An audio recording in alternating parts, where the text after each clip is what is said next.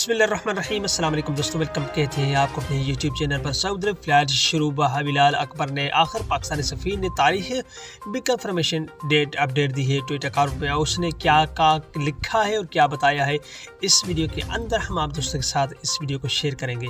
मगर वीडियो की जानिब बनने से पहले अगर आप हमारे चैनल पर पहली बार आए हैं तो चैनल को सब्सक्राइब करने के साथ साथ बेल के आइकन को लाजम प्रेस कीजिएगा। जो भी हम लेटेस्ट वीडियो बनाएंगे उसका नोटिफिकेशन आप दोस्तों तक हर वक्त पहुँचता रहेगा। वीडियो को लाइक कीजिए और ज़्यादा से ज़्यादा अपने दोस्तों के साथ भी इस वीडियो को शेयर कीजिएगा कि ये इन्फॉर्मेशन आपके दोस्तों को भी हासिल हो सके।